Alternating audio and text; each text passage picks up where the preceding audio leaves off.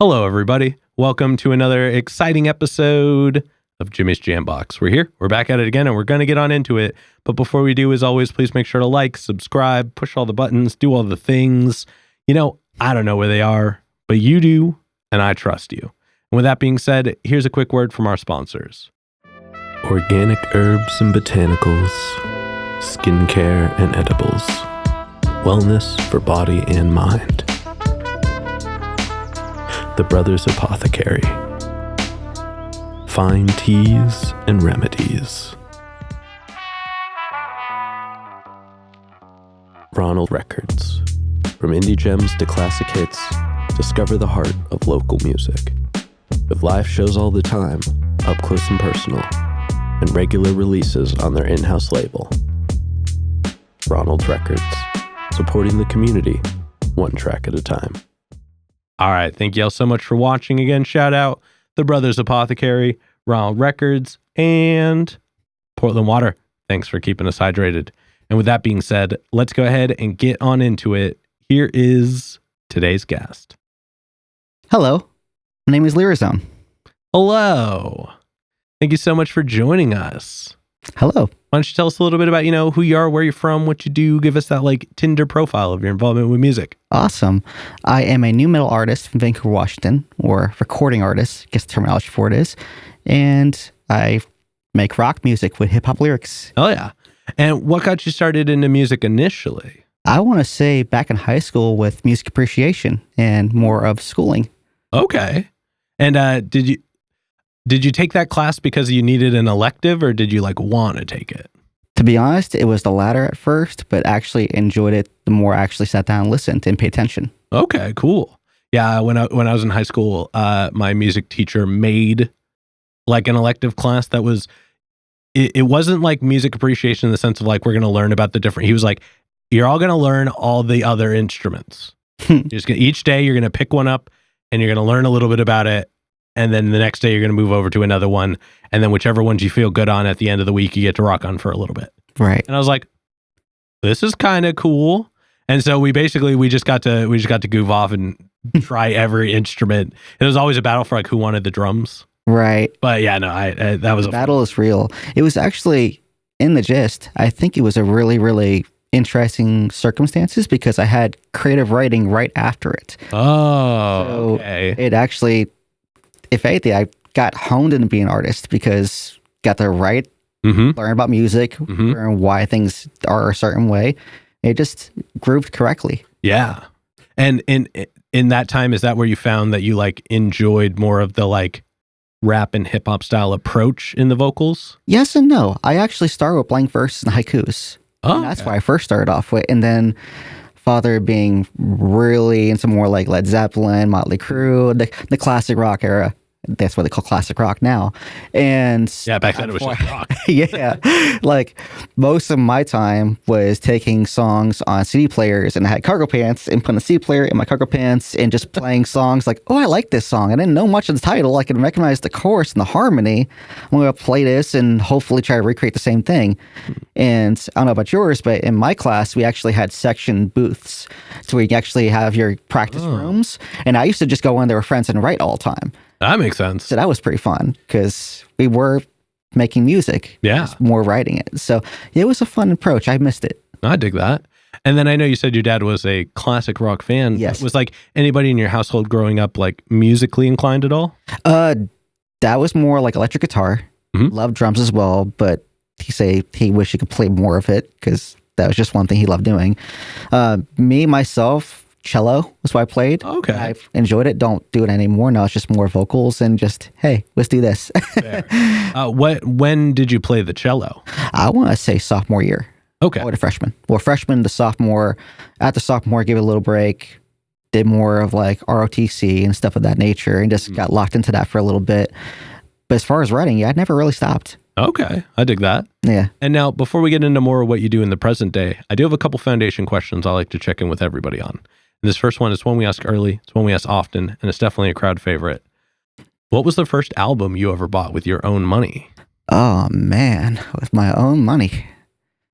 So, if we're talking about like actual money that I used for my dad, when he gave me essentially an allowance, I would have to say I got one of the albums from Led Zeppelin because I made him happy. But as far as mine, my first album itself was actually Shine Down, Leave a Whisper. Oh, okay. Oh, yeah. Yeah. Oh, what led you to that? To be honest, LimeWire. Fair enough. Most folks probably won't remember what LimeWire is, and if they do, then congratulations. Yeah, I mean, I imagine a fair amount. It crossed over just at the right time. I think it's well known-ish. If anybody's still using it, you should stop. But yeah, no, that was a thing. And then, what was one of the first live shows you ever went to? That was like specifically one you wanted to go to. Well, interesting answer is actually Sonic Flood. It was actually a Christian metal band, rock band, and since then I have not more religiously skewed, but more of the band I haven't heard from in a very long time. So I stopped going. And now I just pretty much go to all different facets of bands. Where it's going to be either Rotting Christ, then we'll have I Fought a Bear once, then we'll have Tech Nine concert. I'll just go where the music's at and stuff that I enjoy. Hell yeah. And it doesn't really matter as far as cross paths of what religion it is, what like subgenre, just many different genres in the world. Yeah. I just enjoy what I enjoy. And then the thing though is that music's all subjective in the end. What we like is pleasing to us, some folks might not like it. That's completely fine. Yeah, very much. Everybody's ear is different. Very much so. All right. And then before we officially get into you in the present day, do you have a defining moment where you decided you wanted to take music more seriously? Yes. Actually, my first live show in South Carolina. It was more of a bar, and it was very, very low end. I was okay. It's my first time either I could do really well here or not. And actually, the show bombed. And I realized by the biggest fair, I was like, okay, you thought that you'd be polished at this by not practicing. You thought that you get the crowd engaged by not working on how you perform it and how your mannerisms are.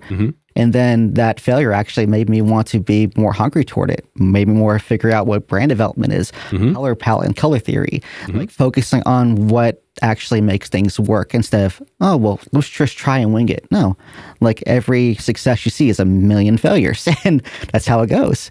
Oh, yeah. That's my perspective toward it. No, it's cool to hear that even though it didn't go well, you like looked at it as okay, why didn't it go well? Not it didn't go well, I'm done. What's a lesson? I don't look at things like why me. It's like, okay, well, what'd you learn? And yeah, exactly. How can it be better next time? I dig that. And just before we get into it, you said you were that was in South Carolina. Are you from there initially? Yes, born and raised. Okay. And when did you come out here? 2017. Gotcha. What brought you out here? Dad passed, and I was okay. So we had a lot of background there. I had ex-fiance lived out there. I was okay. Want to start brand new. Music scene was good there, but it wasn't really where I wanted. I was more on there was so much developments of what Lyrizone was. It was a conscious hip hop artist doing like ciphers for grind mode cipher. Yeah. And there was a lot of artists and brands I was getting into. Then it went to more of the horrorcore side, which is more of like ICP, Twisted related. Then I started getting more into the actual song making of, okay, so how did they make this song?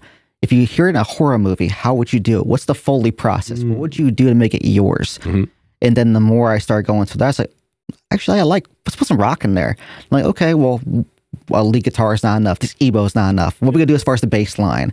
And before I knew it, it actually became a rock project like what it is right now. Is that I go to my producer, Joshua Holland.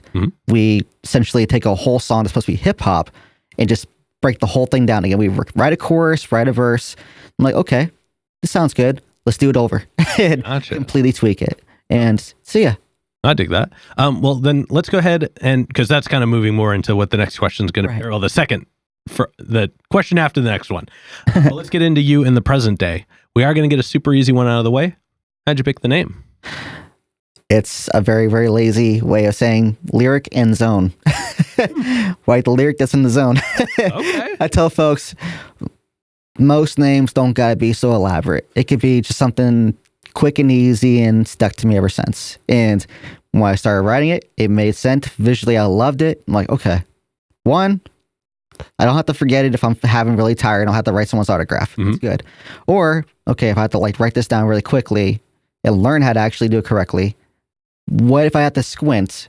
What looks good as someone's just barely know who I am? Fair. And it's just good marketing. Yeah. And that, just like the name, Lyrizone, just sounds good to me. Yeah, no, it rolls off the tongue. It's easy to remember for being a like word that's made out of words. Yeah. And like aesthetically, it's super cool looking. So Appreciate all in all, you definitely nailed it. And now let's go ahead and let's talk about your writing process a little bit. And we're going to break it up into chunks, but we're going to start right at the beginning. So when you get inspired, you're ready to make music, what are some of the things you do to get a track started? Well, the first thing I always want to do, like currently for mine right now, is that it's mostly based out of someone you brought into your circle that essentially took advantage of you at your lowest and then essentially manipulated you in a way of almost like Stockholm Syndrome, made you feel like you can't find a way to get out of their own push power toward you. So I'm watching a lot of movies that get that inspiration, reading a lot of books to pull it. 48 Laws of Power is a book I've been reading for it, because the same thing I use for 23 Knives, where essentially put yourself in a situation of someone going through it, if you're not already going through it, and kind of like almost mirror affect it. So most of mine is just watching a lot of movies that are psychological thrillers, ones that kind of get you in the headspace of, okay, how do I get to that point, and mentally shape your brain to thinking that. It's this scary type notive because almost like method acting a little bit. So you have to make sure you're not like completely broken down of not being comfortable with who you are and knowing what you are, because then people get the line blurred of the personality you are. Yeah. But that's kind of where my starting at is mostly just figuring out what I'm feeling, identify it, and figure out if there's any inspirations that I know, because I'm a visual person. I love movies. Probably more than music sometimes. I'm a very visual person. So if I watch a movie, it somehow, I know in some way it's going to psychologically sit in my mind. I try to watch that before I fall asleep. So that way I can fall asleep with it and still dream about it. Interesting. So interesting. And then how do you go about like converting that into lyrics, into instrumentation? I mean, do you go words first? Do you go instruments first? Like, I always do chorus first. Okay. Because for the longest time I always did verses, and then the chorus I got stuck on. Because it's called a hook. It has to be a hook for a reason. You have to grab someone's attention. And when it comes to that, as far as, so I guess the watching the movie, get the idea, write the chorus, I start flushing out millions of ideas. I don't care if it's junk. The first thing I start doing is like humming a tune. I find the instrumental, start humming a catchy thing in my head if I hear someone singing it. Because I don't have to say any words. Like most of my choruses, before I even like put words to it, I figure out a tone that I think is really catchy. And then I apply the word to it. It might just be a bunch of rambled words at first, but then it comes together. Okay. And as far as like picking the music for it goes, like do you find beats online? Do you have somebody making them for you? Do you make them yourselves? For the longest, past tense, as far as when I first started, it would be mostly going to YouTube, find beats to inspire, and then just paying for the MP3, buying the lease, going from there. But currently at this time, I literally have Josh where we just build production there. We find a song that I either wrote to before, we find an instrumentation we reached out to a producer with, we co-produce together. Hey, so I like his like main line, the first two verses sounds great, but toward the tail end I feel it kind of drops off. If we essentially bring them on by the exclusive, bring them part of the team, we do like a team viewer meeting, go back and forth, show each other what our process is, then elaborate what makes better for the product. Because at the end of the day, egos are nothing in this business. Yeah. What gives the product its depth and its feel, what it feels good, the consumer and audience enjoys it more, because it's not about us. It's about somebody else listen to it, and it matters more to them than us. And that's the way it should be, realistically. Now, we sometimes get in our head a little much when we get personal about our songs, and it gets stuck in this like dark area. But so mostly mine right now is I find producers that I really enjoy working with. Me and Josh talk to them one-on-one, and we essentially build rapport that way. There's been times where we had songs where I found a beat online, like, I like this beat, but it already says it's sold already. So let's just write something and then go there, have him start on something, and then who's to say, like, the chorus of 23 Knives, we had to do 3 different times because the chorus constantly changed. I was like, okay, I want to change this little word here, change that here. But in the end, me and Josh are like essentially side by side the whole time. Now, does Josh really play the role of like producer in your eyes? Like, so he's like capturing the sound, like keeping it arranged. Does he do a lot of the instrumentation? He does. Okay. He does mostly all the instrumentation for it. So I told most folks that if me and him could be the Tenacious D of this generation as far as the artist, vocalist to band ratio, like he is the backing band for Lyrizone. Gotcha. Okay. So I'll be giving him a vision. Like I'll give him some like far-fetched ideas. Like, hey, so Lyrizone's in ancient Rome right now, trying to take over like Caesar's time period. We got to figure out instrumentation, what are they playing, what they going through right now, what turmoil is internally going through Lyrizone, what's going on. And he'll be sitting there like, what am I going to do with this? And then I'll be like, oh, this is really cool. Like most of our stuff we had to use is we found plugins where it actually brought the sound from ancient Egypt as far as their flutes, the organs. Like I also try to, in my songs, to give the timepiece signature to where when you hear the song, it puts you in that time span of where that location is. Because I feel like once you hear certain elements and some people who actually love that actual, like a certain musical instrument, they're like, oh, that's so cool. I haven't heard that ever in some documentaries, but that's kind of where I want to bridge the gap. I want to bridge the gap to where it's educational, but not too much. Because a lot of folks, when they get too much educational stuff, they kind of turn it off because it feels like school to them. Yeah. Well, some folks like me, we love that because it's like, oh, it's not really school. I'm just enjoying it. Yeah, right. It's school. You need to remix that intro to all the education videos. The do do do do do. Right. Do do do do do. Billy the version. I'm only a Bill. Just kidding. It's Lyrizone. Hell yeah! But actually, that segues well into the next bit. Let's go ahead and talk about some of your music.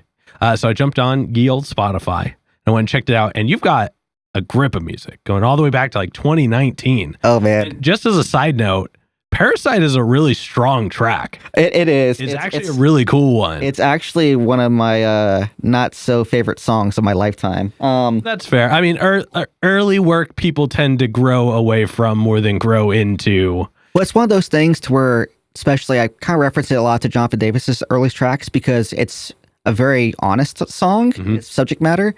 So when I hear it and I see it's doing a lot better numbers in the catalog, I'm like, it's kind of bittersweet because it's known a lot more, but also it brings memories I don't like hearing. That's fair. And prior to your other interview, I actually caught this one part where you're talking about more of like the process of artistry and how people, as far as their last songs and their lasting effects. And I will say, even though it's one of those songs that I'm happy it's doing well, and I'm in somewhere in some place, someone's enjoying it and it's getting them out their funk.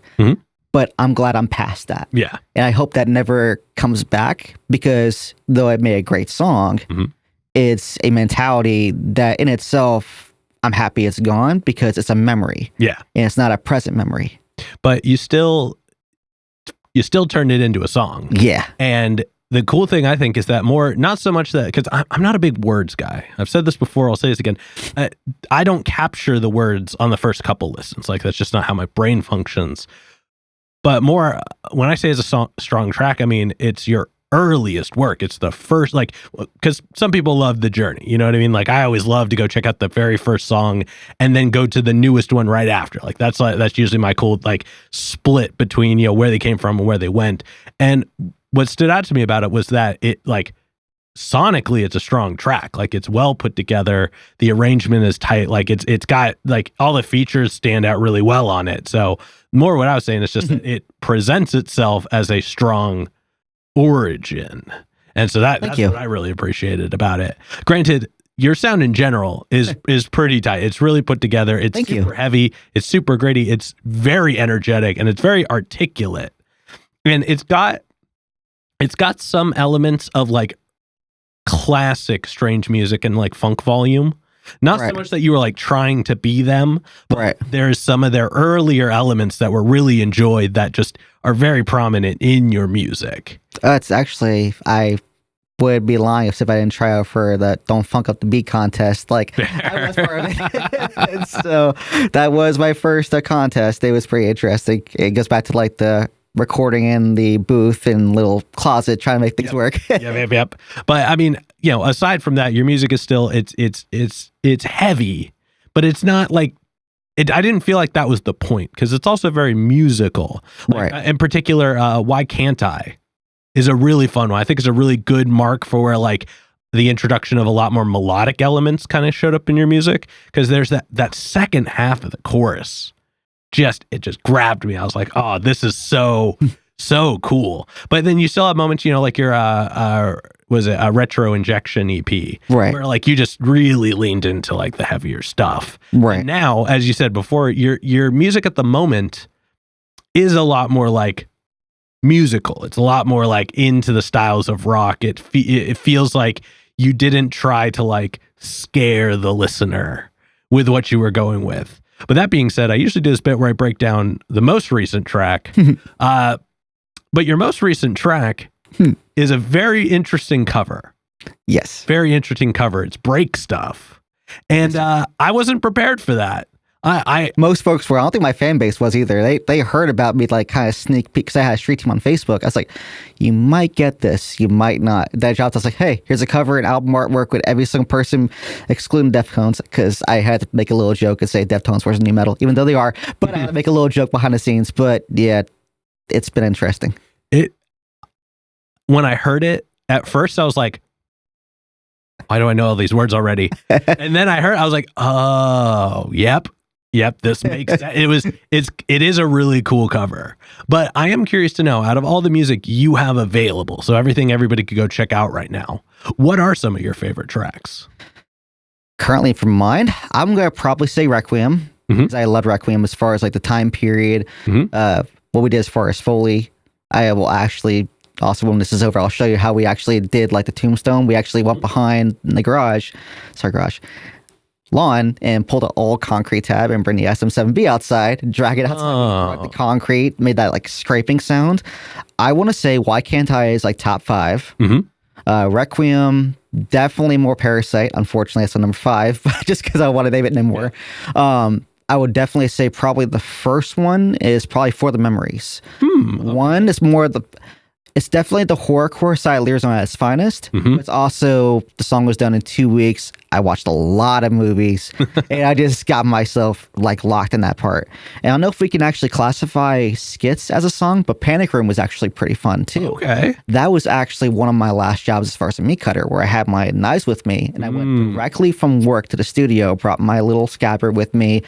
And I had a bunch of keys because I have a lot of keys when I was young, but I was going through and we essentially took everything I had at work and we made a song with it. And it was one of those ones where it's more of a lasting memory, because who could bring their stuff from their work and just say, hey, I'm just going to sharpen my knife on this microphone real quick. Yeah, right. Okay, well, that's cool. Hey, that's a cool little insight. Thank you for sharing that. Absolutely. And I've said this before. I probably stand alone on this little island.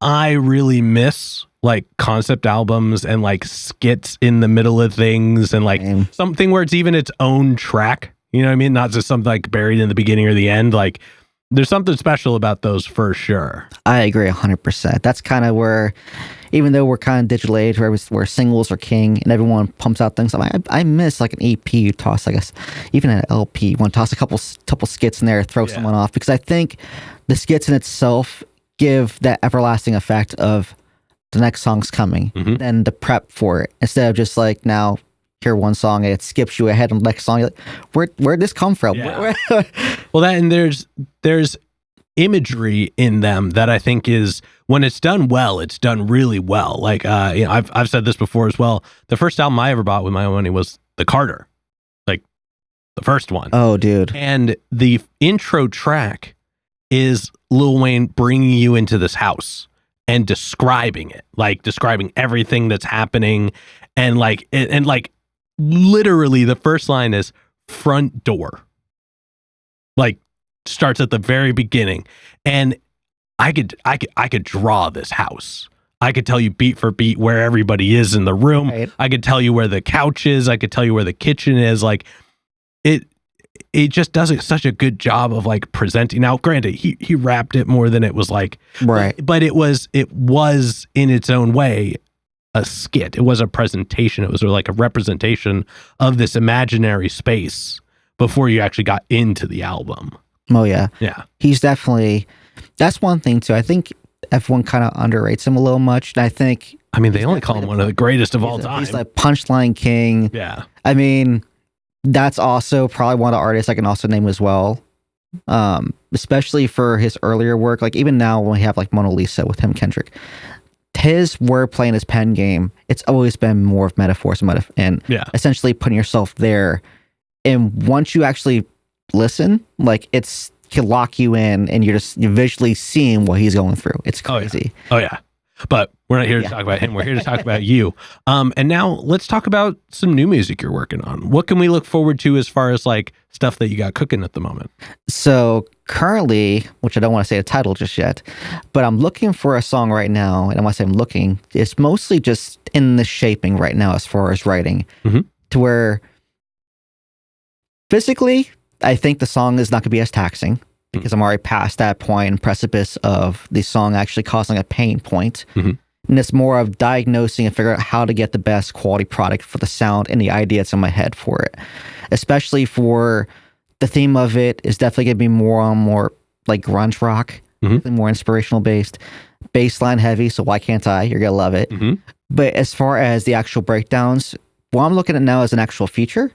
And the person I'm looking to feature is really, really known for the guitar work. I want to bring him on as far as a vocalist as well, so that we actually pair our vocals together. And then eventually, hopefully close out the EP, because even though the album's called Segalia, I want to have like 4 different episodes of it, where it's like 4 songs here, 4 songs here, and drop it all at once. Okay. Because I think realistically for streaming, the faster you get music out, the better. But also, I also want to repolish some of the songs from the old one. Like here, I want to repolish, because though I love the actual bass, I love the way the song structures is. Can they be a little bit cleaned up a little bit? Yeah. And then that'd be the whole recording process of starting from zero, because you got to bring the projects in, make sure nothing had problems. But yeah, as far as the next song, I'm looking at definitely more angrier. So that's going to be interesting, because one of the best songs I put myself into, I'm going to be angry for a couple weeks and then be, okay, let's watch some good stuff make you happy again, because this is going to be great. So yeah, that's kind of the only thing I can give right now, because I don't want to spoil too much. No, totally. Well, definitely looking forward to that. Let's take a moment then and let's zoom out. Let's look at kind of music as a whole. What are some of the things about either new music, if you're one of those people who's taken in the new, or at the very least, stuff that's new to you that you found recently that you're enjoying and maybe finding inspiration in at the moment? Okay. Well, I will say I'm actually falling back on Alice Cooper now. I've been getting back into that one, Special Forces album specifically. I've always had soft spot for Alice Cooper. One, because I just like his tonality and his presence. We'll have to say, we just came back from a Limp Bizkit concert when I came here to Edgefield. So that was pretty fun to see them and get nostalgia, and then also like play and break stuff in the back. Like, don't be nostalgic and be like a part narcissist, but got a cover here. Hope we don't suck. But as far as artists itself, it's kind of ranges. I don't really have one genre I listen to. Sleep Theory, I've been enjoying a lot more. Cool. Oh yeah. Sleep Theory is pretty good. Go back to Lil Wayne's discography. That's pretty good too as well. I've been actually, I think it was like, what was the Carter 2 or Carter 3? It was like Fly In, Fly Out was the skits. Essentially goes through. Yeah. I'm going back to his older stuff, because not before the autotune became more prominent, but also the storytelling was A1. Oh yeah. That's where it was first starting, where essentially you can still hear a little de-esser effects and stuff like that. And certain audio things, you're like, okay, cool. Before the lighter clicks and lighter flicks were hitting. Yeah. But yeah, as far as it's just ranges and what I want to listen to. Okay. Like I'll have country music going one day, and I'll have like a Toby Keith day. Then I'll have complete go straight to Kiss. It just depends on the day. Gotcha. Oh yeah. Hey, a well-rounded music experience, I think, goes a long way. Exactly. Because even though you do have like a direction that your music goes, you do tend to have a lot of like elements in your music. So I imagine having that opportunity to kind of experience music outside of just your general presentation probably goes a long way towards like stylizing a new and interesting sound. Yeah, I definitely live for the ear candy artists. Yeah. The ones you have to listen to like 5 different times, like definitely more of like Nightmare for the actual Avenged Sevenfold albums. Sound the Seven Trumpet, stuff like that. Like their early stuff. I was like, I love ear candy where I'm like, did I really hear that right? Hear it back again. Like, yep. I didn't catch that. Awesome. And then forget about it. Come back months later, I'm like, I just relearned it again. Great. Yep. Yeah, no, those are definitely fun. With that being said, I've got one last question to go in this middle portion. And this is probably the densest question I have in the interview. But we talked a lot about your experience with music, the actions, the reactions. But when it's just you and the music one-on-one, what does music give back to you? guess the most, honest answer, constructive criticism of things I know I need to get better on, things that I know I'm doing better on and just keep on doing it, to vocal practice where I'm like, okay, I hit that note on my last recording. There's no one here except me and my thoughts. Why can't I nail it? At the end of the day, it's not practicing enough. Well, why aren't you practicing enough? Are you dedicated enough? Are you living this 100%, or are you doing part-time membership? Like, what are you doing? So I think at the end, it gives me a sense of value in knowing that it's being accountable for my actions. And at the end of the day, that's what we strive to be as artists, is accountable for what we do. And if we just expect this thing to be handed to us, it's not going to. That's why artists, million streams, $billion rock concerts, that's why they do what they do, because they practice every single day. Like, there's reasons why they'll have like Surge Tech do like vocal exercises every single time he performs. It's just practice and practice. So that's kind of where my answer is on that one. Yeah, well, that was a very well thought out answer. I appreciate that. But now let's go ahead and let's move on to some hypothetical questions. And for these, sky's the limits. The questions are all made up, so the answers are allowed to be as well. But this first one's pretty straightforward. If you could work with any one person, the only requirement is they have to be alive.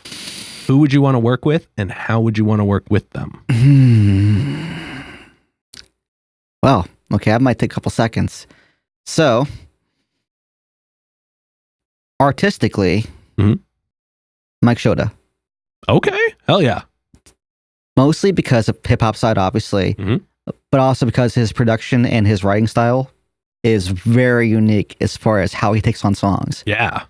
Another one, King Diamond, definitely. Oh, okay. Man, two really good answers. Yeah, because mostly I love King Diamond's writing approach, and also vocally, I think, especially, we're both higher pitched. And I always liked aesthetically how he performed, and if it'd be kind of like more of sitting there in studio and just watch him actually create something is one thing, but actually collaborating with him might be next level. Yeah. Also, I'm gonna give you one more, but I'm trying to make it to where it actually has, it's not just someone, ooh, like this person, like it actually has to make sense. Fred Durst. No. Brett Smith from Shinedown, most likely. Because I definitely noticed when I was watching his earlier stuff, he does a lot of like before AOL sessions. I think they're even still a thing. I don't know if AOL sessions are still a thing now, but AOL, hello. So I also know he's very, very good as far as like actual singing and knowing falsetto and knowing his octave range. And that'd be kind of inspiring to see someone actually do it, because I can't sing to that caliber. But I also want to figure out a way, because you can actually sing. You just got to train your voice to do it correctly. Yeah. So, yeah. Well, I mean, you might be able to. Me, not so much. But... I'll be tired. Oh, yeah. But those are all super solid answers. And now, subsequently, who's a local artist that you're aware of that you haven't gotten to connect with yet, but you would like to? Local. So, Joshua, I can't say you, because Joshua Holland's my producer, so I haven't worked with him yet.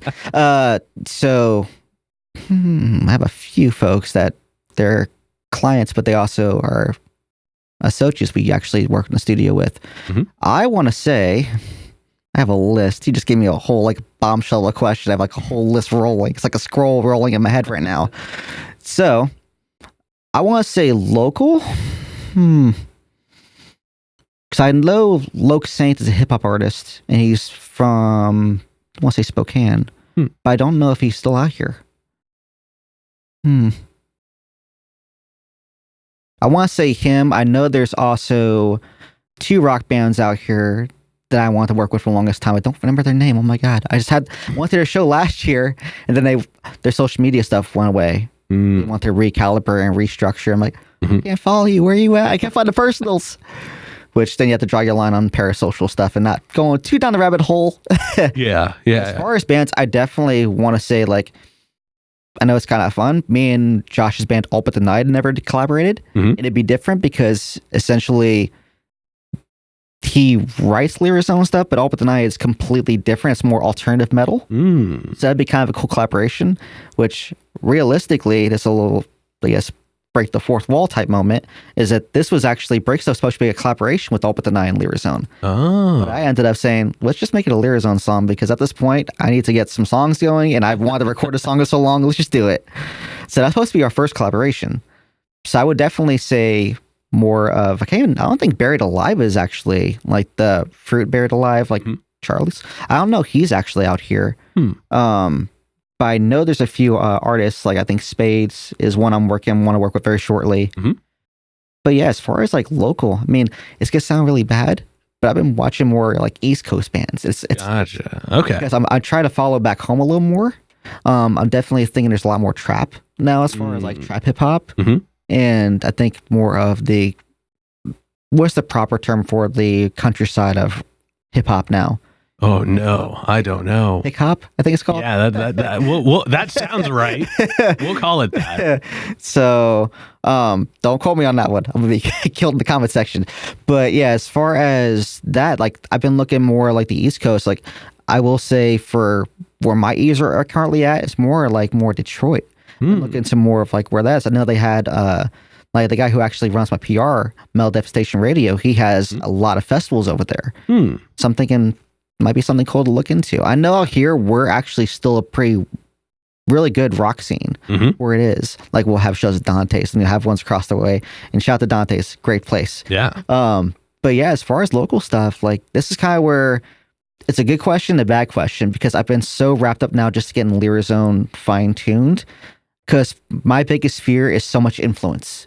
God. Because once you have so much influence of all your peers around you, all you hear is your peers. Yeah. And then that structures your music and how you're going. And that's that gray area of what impresses others, what impresses yourself. And that's that gray area of I want to have peers I can work with, but also not have them live in my head. Yeah. So. No, I dig that. Then let's move on to the next question. For this one, like I said before, sky's the limits, and it's pretty literal in this sense. But if you could perform anywhere in the world, and you wouldn't have to worry about crowd access or building stability or power. It was guaranteed the best lineup, guaranteed the best show. It doesn't have to be a venue. It could be anywhere. Where would you want to perform? Oh, man. Roman Coliseum. Hell yeah. Hell yeah.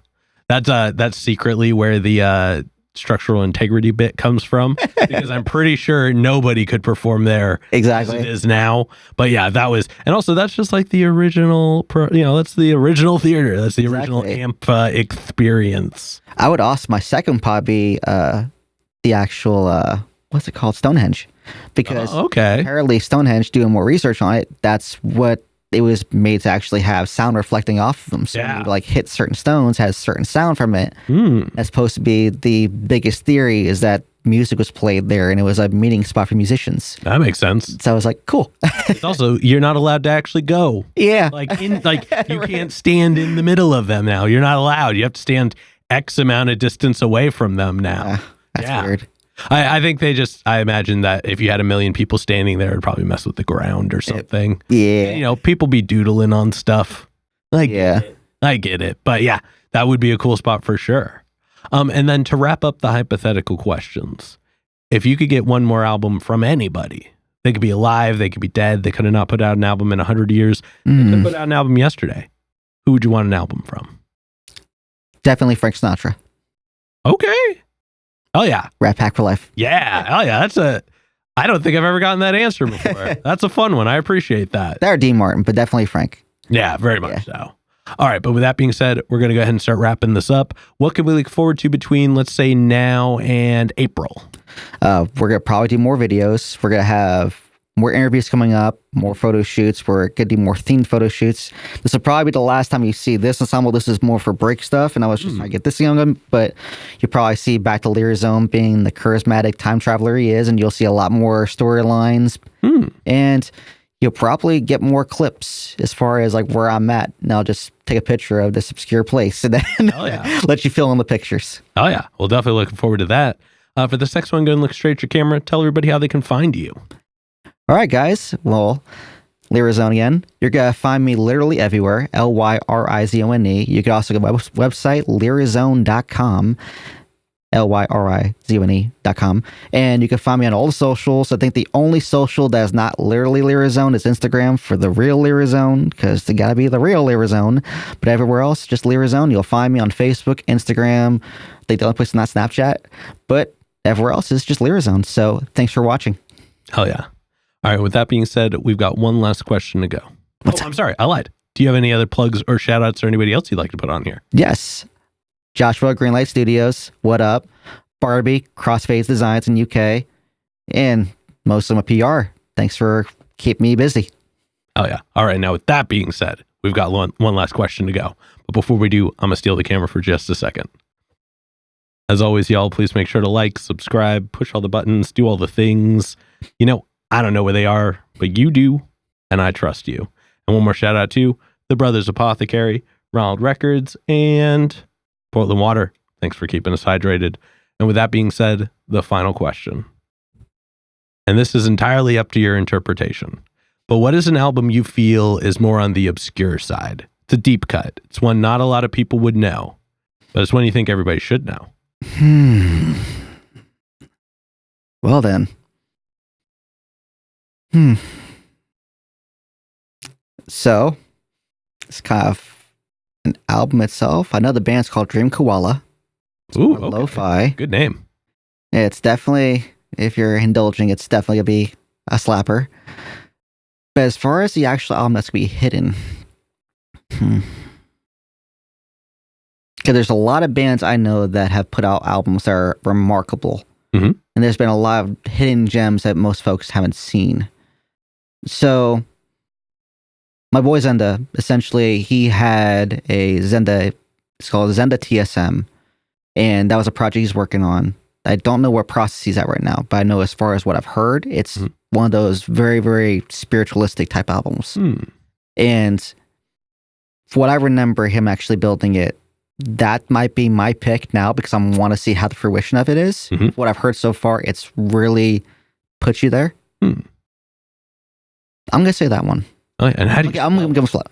Zenda, Zenda, and then TSM. Gotcha. Hell yeah. Well, super solid rec. Thank you so much. Absolutely. All right, but with that being said, we're going to go ahead and get up on out of here. Thank you so much for joining us today. Absolutely. Yeah. My pleasure. And this has been another exciting episode of Jimmy's Jambox. I'm Jimmy. This is Lyrizone. And we're signing off. Later, y'all. That's a wrap. This is not a podcast. This is a show.